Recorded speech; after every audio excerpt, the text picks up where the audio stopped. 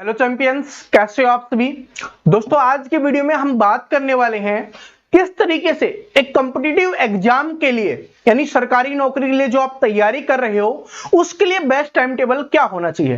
क्योंकि बहुत सारे हमारे ऐसे स्टूडेंट होते हैं जो पहली बार इस एग्जाम की तैयारी कर रहे होते हैं या उनको काफी समय हो गया लेकिन वो टाइम टेबल को मैनेज नहीं कर पा रहे। उनको समझ नहीं आ रहा कि कौन से समय पे कौन से सब्जेक्ट को पढ़े ताकि हम अच्छे से पढ़ ले और जो हमें नींद आने की प्रॉब्लम होती है या बहुत सारी जो प्रॉब्लम होती है वो प्रॉब्लम भी ना आए। तो इसलिए आज की वीडियो में हम डिस्कस करने वाले हैं बेस्ट टाइम टेबल। और जैसे लिखा हुआ है सभी टाइम टेबल का बाप है ये, ठीक है, क्योंकि जो जिसने इसको फॉलो किया वो कभी रुक नहीं सकता। अब क्यों? क्योंकि बाप यानी जो पिताजी होते हैं ना वो हमेशा अपने बच्चे की चाहते हैं, ठीक है, अपने बच्चे के बारे में चाहते हैं कि वो प्रोग्रेस करे और सफलता प्राप्त करे। उसी तरीके से टाइम टेबल होने वाला है, जो टाइम टेबल का बाप होने वाला है, इसको जिसने स्टूडेंट ने फॉलो किया है वो इसमें सिलेक्शन ले जाता है।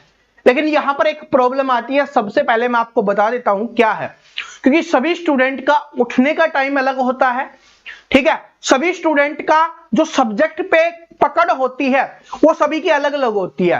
किसी को इंग्लिश पसंद है, किसी को मैथ पसंद है, किसी को जीके पसंद है। तो इसलिए जो टाइम टेबल बताने वाला हूं मैं इस तरीके से बताने वाला हूं, चाहे आप 6 बजे उठ रहे हो, चाहे आप आज 8 बजे उठ रहे हो, चाहे आप 10 बजे उठ रहे हो, इससे कोई फर्क नहीं पड़ेगा। इससे जो फर्क पड़ेगा वो सिर्फ आपका सिलेक्शन होगा, ठीक है। तो चलो बात करते हैं। सबसे इंपॉर्टेंट चीज टाइम टेबल बनाने से पहले सबसे इंपॉर्टेंट चीज है वो आपको पता होनी चाहिए। क्या चीज पता होनी चाहिए उसके बारे में बात करते हैं। सबसे पहली चीज क्या पता होनी चाहिए कि आपका स्ट्रॉन्ग, ठीक है, स्ट्रॉन्ग सब्जेक्ट कौन सा है। ये चीज आपको पता होनी चाहिए, आपका स्ट्रॉन्ग सब्जेक्ट कौन सा है। यहां पर टाइम टेबल की बात क्यों कर रहा हूं, सबसे पहले देखो, क्योंकि सिलेक्शन पता है जो आपका स्ट्रॉन्ग है होता है ना उससे कभी नहीं होता, क्योंकि वो तो आप अच्छे से पढ़ रहे होते हो और स्टूडेंट को इसमें इंटरेस्ट आता है। क्योंकि जिसको जीके पढ़ना पसंद है वो 2-2, 4-4, 5-5 घंटे जीके पढ़े जा रहा है। जिसको मैथ पढ़ना पसंद है उसको तो नींद नहीं आ रही, वो लगे जा रहा है। तो अपना स्ट्रॉन्ग सब्जेक्ट है उस पे समय कम करो। अब समय कम करने का मतलब ये नहीं कि पढ़ना छोड़ दो, नहीं। सबसे पहले क्या करना है आपको, सबसे पहले फिक्स 4 सब्जेक्ट की हम बात कर लेते हैं यहां पे, क्योंकि कॉम्पिटिटिव एग्जाम में मोस्टली ये 4 सब्जेक्ट होते हैं, जिसमें आपका क्या है, मैथ्स है, उसके बाद आता है आपका रीजनिंग, उसके बाद आता है आपका GK, GS and current affair, और चौथा सब्जेक्ट होता है जो सभी में, कुछ में अलग इंग्लिश होती है, कुछ में हिंदी होती है, ठीक है, और कुछ में कंप्यूटर होता है। तो ये 4 सब्जेक्ट हैं वो मोस्टली आपको एग्जाम में देखने के लिए मिलते हैं। बात समझ में आ गया? तो अब बात करते हैं कि जिस स्टूडेंट का स्ट्रॉन्ग सब्जेक्ट है, ठीक है, स्ट्रॉन्ग सब्जेक्ट है, उसको सबसे पहले उठा लो। मॉर्निंग में जैसे ही उठते हो, जिसको मैथ पसंद है मैथ उठा लो, जिसको रीजनिंग पसंद है रीजनिंग उठा लो, जिसको जीके पसंद है जीके उठा लो, इंग्लिश पसंद है इंग्लिश उठा लो। अब इसके पीछे का रीजन क्या है मैं आपको बता रहा हूं, क्योंकि जैसे ही हम दिन की शुरुआत करते हैं और स्टार्टिंग में हमें हमारी पसंद की चीज मिल जाती है, ठीक है, पसंद की चीज मिल जाती है। जैसे हम बात करें कि हम कुछ खाने के लिए जा रहे हैं, किसी भी होटल में गए, रेस्टोरेंट में गए, खाने के लिए जा रहे हैं, सबसे पहले हमारी फेवरेट चीज हमको दिख गई तो दिल प्रसन्न हो जाता है। बाकी खाना अगर थोड़ा बहुत भी इधर उधर हुआ ना तो चल जाता है, क्योंकि पसंद वाली चीज है वो बेहतरीन मिल गई ना, फिर कोई दिक्कत नहीं है।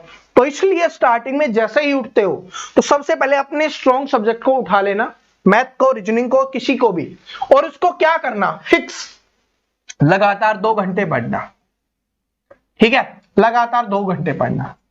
अब इसका पीछे का रीजन बता रहा हूं, स्टार्टिंग की बात है ये, उसको 2 घंटे पढ़ना। इससे क्या होगा, और फिर 2 घंटे के पढ़ने के बाद आपको ब्रेक ले लेना है। इससे क्या होगा, आपको लगेगा कि मैंने बहुत कुछ पढ़ लिया है, ठीक है, आज की दिन की शुरुआत है वो बहुत अच्छे से हो गई है, आपके दिन की शुरुआत है वो बहुत अच्छे से होगी। अब आगे की प्रोसेस वो भी अच्छा जाएगा, क्योंकि बोला जाता है ना कि first impression is last impression. तो स्टार्टिंग अगर शुरुआत अच्छे से होगी है तो अंत है वो भी अच्छा ही होगा, क्योंकि उसके बाद दिन बहुत बड़ा लगने लग जाएगा आपको, क्योंकि स्टार्टिंग में ये चीजें हो गई। उसके बाद सेकंड नंबर पे कौन से सब्जेक्ट को आपको चुनना है।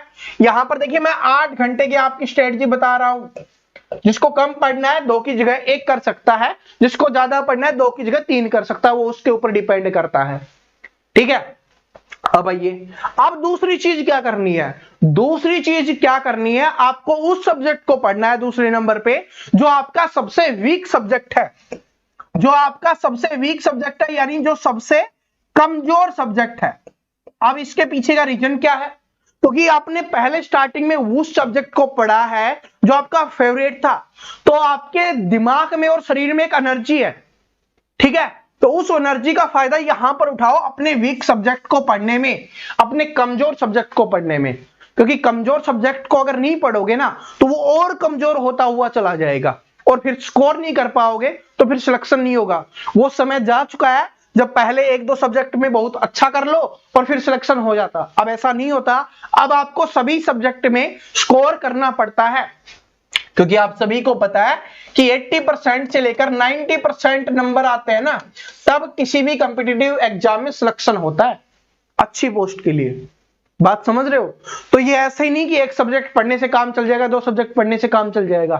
किसी भी सब्जेक्ट को अपना वीक मत रहने दो, सभी सब्जेक्ट को आपको एवरेज लेके चलना है। स्ट्रॉन्ग है वो तो पहले से ही स्ट्रॉन्ग है, तो दूसरे नंबर पे आप कमजोर सब्जेक्ट को पढ़ोगे तो जो पहले आपको बोरियत फील हो रही थी, ठीक है, या नींद आ रही थी, वो अब नहीं आएगी। क्यों?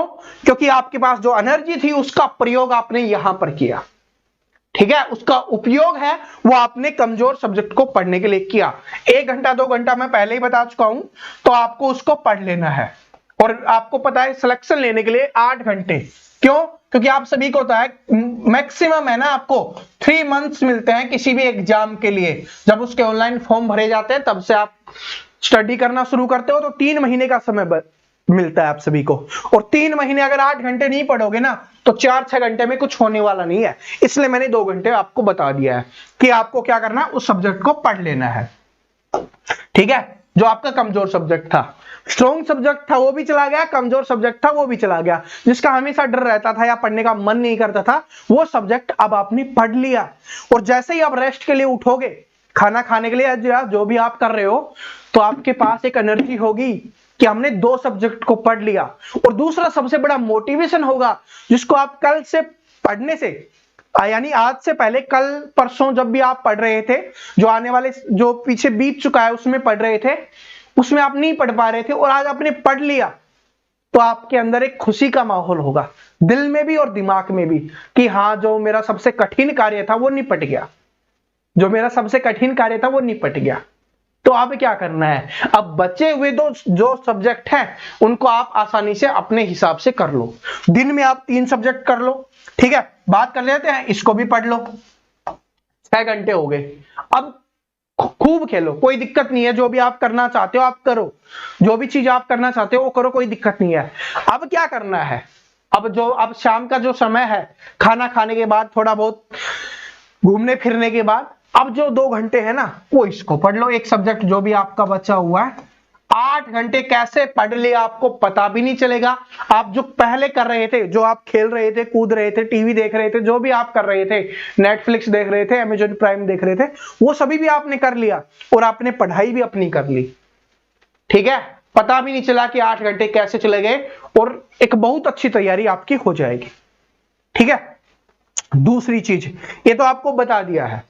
अब यहां पर एक चीज और काम करती है, वो क्या, कि सर मुझे पढ़ते समय नींद आती है।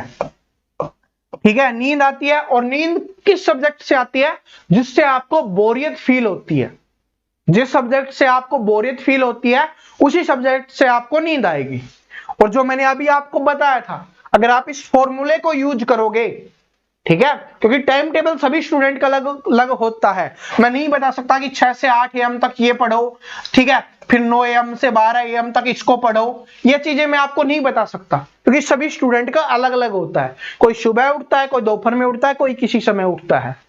ठीक है, तो सभी का अलग अलग होता है, लेकिन ये तो अलग अलग नहीं हो सकता ना, 2 घंटे तो 2 घंटे ही रहेंगे। ठीक है, स्ट्रॉन्ग सब्जेक्ट सभी को पता होगा कि मेरा ये है, और कमजोर ये है जिसमें पढ़ने का मन नहीं करता। तो आपकी नींद आने का होता है ना जो सबसे ज्यादा, सर नींद आती है, वो भी अब नहीं आएगी, वो भी अब नहीं आएगी। लेकिन 8 घंटे आप कंटिन्यू पढ़ रहे हो, लेकिन उसमें एक बात नोट कर लेना, ठीक है, जो सबसे इंपॉर्टेंट है कि अगर आप 8 घंटे पढ़ रहे हो तो एक चीज आपको करनी है, वीक में, ठीक है, यानी सप्ताह में 1 घंटा ऐसा निकालना है जिसमें आपको क्या करना है, मॉक टेस्ट लगाना है, या जिसको आप प्रैक्टिस सेट बोल लो, मॉक टेस्ट बोल लो, जो भी आप बोलना चाहो, उसको आपको लगाना है जिस भी आप एग्जाम की तैयारी कर रहे हो। ठीक है, अगर आपका 1.5 घंटे वाला है तो भाई आपको 1.5 घंटे लगाना पड़ेगा। ठीक है, 1.5 घंटे का प्रैक्टिस सेट है तो 1.5 घंटे लगा के देखो, और कंटिन्यू जिस तरीके से एग्जाम में बैठते हो ना, उसी तरीके से बिल्कुल शांत फोकस होके कि 1.5 घंटे में रियलिटी में जो पेपर दे रहा हूं, जो एग्जाम हॉल में होगा, कि एक बार बैठ गए तो फिर उठने का नाम नहीं है। तो 1.5 घंटे बैठो, लगा के देखो, और कितना स्कोर आ रहा है उसको देखो कि मेरा कितना स्कोर आ रहा है। बात समझ रहे हो? उससे क्या होगा, उससे डिमोटिवेट मत होना। चाहे आपका बहुत कम स्कोर आ रहा हो या बहुत ज्यादा स्कोर आ रहा हो, तो उससे कुछ भी मत सोचना।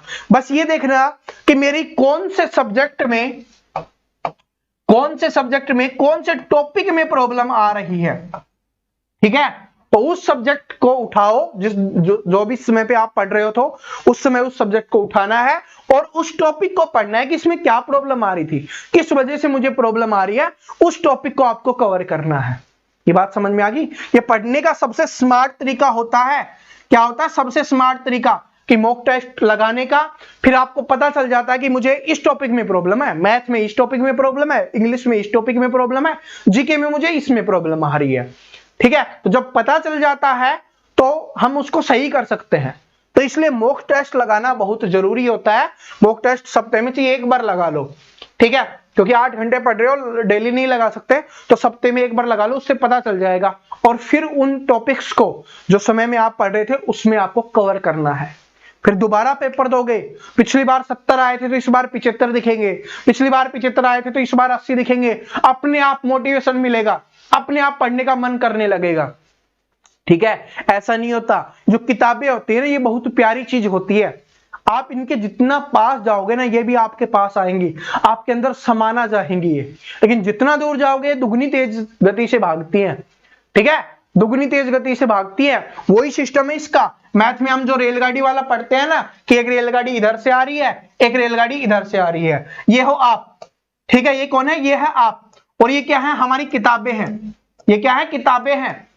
अगर आप इधर आप जा रहे हो, इनकी तरफ बढ़ रहे हो, और किताब आपकी तरफ बढ़ेगी, तो आपको पता है स्पीड होती है वो प्लस हो जाती है। ये बात आप सभी को पता होगी कि स्पीड क्या होती है, प्लस हो जाती है। तो वही है। और अगर आप इधर जा रहे हो, ठीक है, और आपकी किताबें इधर जा रही हैं कि रखो रहने तो, नहीं पढ़ना, तो स्पीड इसमें माइनस हो जाती है। ये बात भी आपको पता है। ठीक है, मैथ का टीचर हूं तो मैथ वाला आइडिया भी आपको यहाँ पर बता दिया है। बात समझ में आ गई? इनको फॉलो कर लो, सिंपल सी बात है। कुछ ऐसा नहीं है कि नहीं कर सकते, कुछ मैंने ऐसा हार्ड एंड फास्ट रूल नहीं बताया कि ये चीज नहीं करोगे तो आपका सिलेक्शन नहीं होगा। ये बेसिक चीजें हैं जो हर एक स्टूडेंट इसको फॉलो करता है।